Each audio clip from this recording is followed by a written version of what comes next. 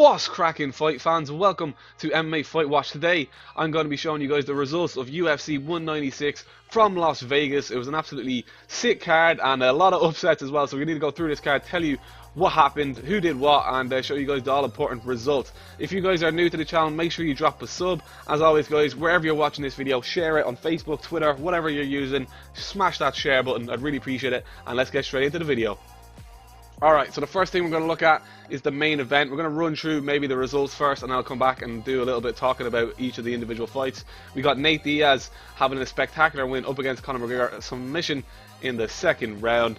Next we have Holm up against Miesha Tate. Miesha Tate getting the result in the fifth round with a submission. Really good fight there. The two main event, co-main event are really good fights. Then we have Vellante up against Latifi. Latifi getting the decision there, all across, unanimous decision. Then we have Corey Anderson beating Tom Lawler by a split decision on the judges' scorecards. It was a bit of a weird scorecards there, really. I don't know how Marco Rosales scored that 29-28 to Lawler. It was a bit strange, but Corey Anderson did get the split decision win. Then we have Amanda Nunes, who also got a decision win, got the unanimous decision there. On the undercard, on the BT Sport card, if you will, we got Brandon Thatch, got a really devastating loss against Sadir Bidaruza. I don't know how to say his name. Really good win from him, good submission. Then we have Taleb, who got a really sick KO victory against Silva. Miranda got an absolutely amazing knockout victory of Marcelo Gomez. Sorry if I'm butchering these guys' names. And then we have Darren Elkins had a good win against Chas Skelly. On the early prelims on UFC Fight Pass, we had a really good fight with Diego Sanchez, Jim Miller, where Sanchez just manages to edge it out. Really close fight, 29-28, probably what it deserved to be. I definitely think Diego Sanchez probably just edged it.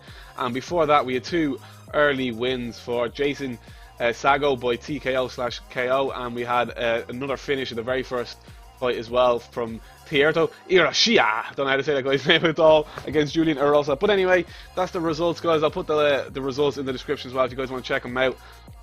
And the first thing we got to talk about really is the main event of the evening. Conor McGregor getting, you know, submitted with a rear naked choke against Nate Diaz. Now, the way this fight first started out, Conor McGregor started off well. They both looked a bit loose in there. Conor McGregor tagged up Diaz in the first round.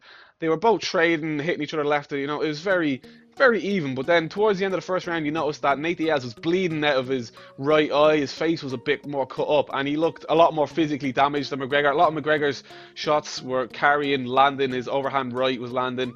But then we go into the second round. You know, McGregor looked good at the end of the first round.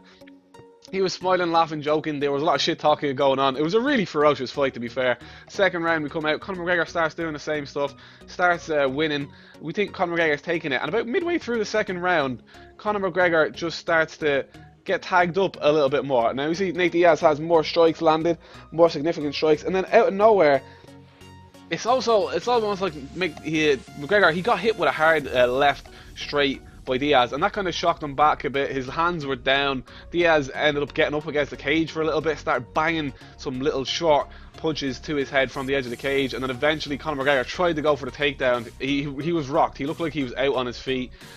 Diaz managed to just sprawl, flip him over, get behind him, get the rear naked choke in, and McGregor just couldn't stop it. He just didn't seem like he was all there. I think he was really badly rocked by some of Diaz's punches, and it really showed that Nate Diaz, he did get hit a lot by McGregor, and he managed to stand the course. And this is a very devastating result for McGregor, obviously, but obviously he still is the champion at 145. He has to go back down, but it kind of derails the hype train a little bit. But obviously Conor McGregor, he'll come back. I said obviously about fucking 50 times. He'll come back, he'll do well. He's going to fight maybe Jose Aldo, maybe Frankie Edgar for the 145-pound belt at UFC 200. It's still going to be a big event. Conor McGregor not going to suddenly fill the seats anymore. He's still going to be one of the main attractions in the UFC. He's going to be one of the best paid fighters, so he's still going to be around there.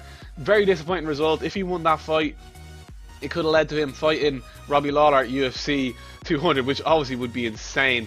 But, you know, he didn't manage to beat him. Will he ever go back up to around 170? We never know. He might do in the future. He said that, talked a little bit about maybe, you know, he wasn't feeling, you know, he wasn't efficient with his strikes. He did seem quite humble, which is good in McGregor. You've always seen that he is quite humble after fights, win or loss, and this shows that he lost today, and he was really humble after the fights. It gave Nate Diaz a lot of props, And you know, no excuses for McGregor. He just lost. He wasn't the better man on the day. He took a risk, and the risk didn't really pay off. So the biggest news out of this you know, card was that Conor McGregor got his first loss in the UFC, and it's his third loss by submission. Onto the co-main event, we're going to talk a little bit about Holly Holm up against Miesha Tate. Now, this is a very interesting fight. First round, the two of them were just seeing each other out, pawing away, trying to, you know, land shots. Very nervous, very tentative. No one really doing anything much in the first round. So the first round could have went either way. Then in the second round, Miesha Tate, this is more the same really. Miesha Tate scores a good takedown and spends most of the round on top of Holly Holm, and look, not like laying and praying, doing decent work, scoring strikes. You know, winning the round, being dominant in that round. So this way, the first round's either way. Second round, definitely Miesha Tate. The third round is a really tentative round again. Holly Holm's throwing her head kicks, she's trying to land stuff, and it looks like maybe Holly Holm edges the third round, but it's not the round Miesha Tate wants. Holly Holm's being very cautious, not letting Miesha come in and take her down.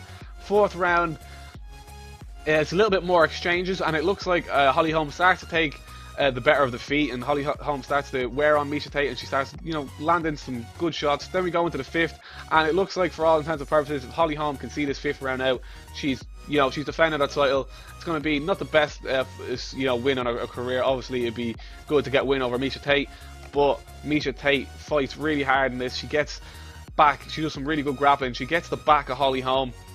Holly Holm tries to escape, and as I said that before, Miesha Tate nearly submitted Holly Holm in the second round as well. Holly Holm got out of a really deep rear naked choke, but in the last round she didn't, and Miesha Tate got on her back again, managed to slide up a little bit, got up against the cage.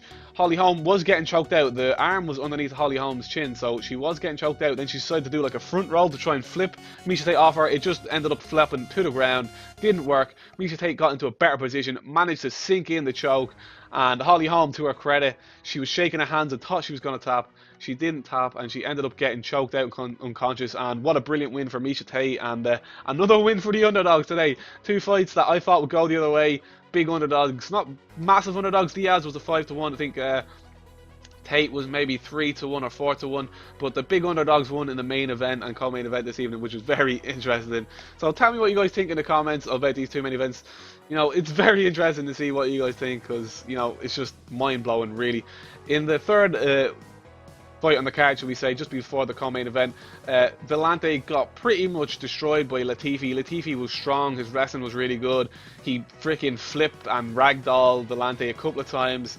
Definitely deserved a really strong unanimous decision. The strikes were a bit even, but I think Latifi landed better strikes. He looked stronger, and he dominated where the fight was happening with his wrestling.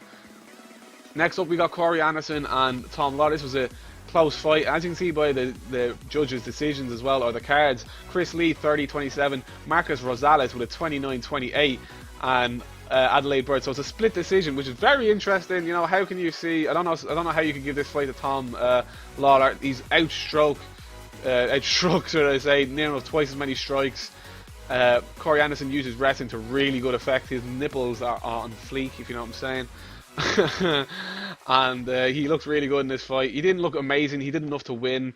Just a wrestler's kind of performance. He wrestled well and won by decision, which I thought he would in this fight. So decent result for Corey Anderson. Last but not least, we're going to do a review on is Amanda Nunes getting the decision win up against Valentina Shevchenko. Really tight fight here. Nunes' wrestling kind of came to the fore, and she had a lot of good ground and pound. Shevchenko had a couple of cuts opened up on her eyes and stuff as well, which maybe swayed the decision a little bit. But Amanda Nunes definitely deserved to win that fight, and she did look quite good and has a really good TKO ratio, and Valentino did well not to get TKO'd. So what can we take away from this event? Apparently it's on course to be one of the biggest UFC events of all time. So obviously McGregor, Diaz are going to get paid. Holly Holm and Tate obviously as well going to get that pay-per-view money. Other than that, what can you say? McGregor, big opportunity missed. You know, he's let it slip. It's going to be tough to come back from this, but it's only going to be a dent in his career. It's not going to be a massive problem. He's still going to have hype behind him. He's still a really good fighter. He was just a little bit too out of his depth, I feel, against a taller, bigger, stronger guy who could take a lot more damage. Diaz took a lot of damage. I thought Diaz was done after that first round. I thought McGregor would come out second round, do the exact same thing, and Diaz would be gone second round.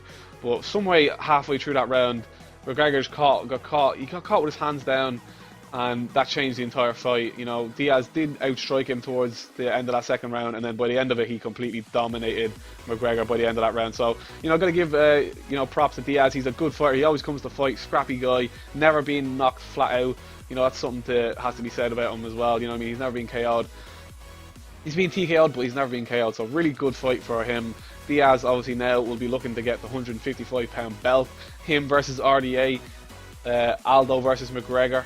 That could be on UFC 200. That would be fucking sick. So, you know, some good fights coming up for McGregor. You know, he still has options. He still has places he can go.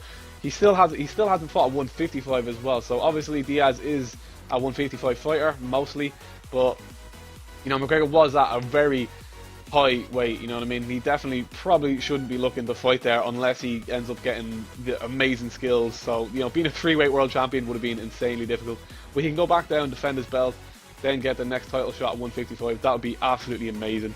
Holm had a bad night. Miesha Tate, obviously, brilliant night for her. She could get the trilogy against Ronda, or maybe Nunes, or maybe a rematch. Holm, really, you know, options are wide open there now because of 3 losses in a row, basically, or two new champions in a row in the women's division there. So really interesting night.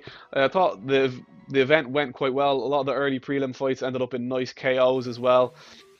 Taleb, the Frenchman, had a really good KO. A couple of guys on the early prelims, good performances by Sanchez. And yeah, really good card overall. Tell me what you guys thought about it in the description. Obviously, I'm a bit gutted, obviously being a McGregor fan, that, you know, he couldn't get the job done today. But, you know, we got to look on to the future. You know, he's still a great fighter. He's still got a lot to give. And obviously, he's still bringing in that money for the UFC. So tell me what you guys think in the comments. Thanks for watching this video. Subscribe to MMA Fight Watch. Check out all the links in the description to Twitter, Facebook, and all that good stuff. I'll see you in the next video. Thanks for watching. Stay frosty.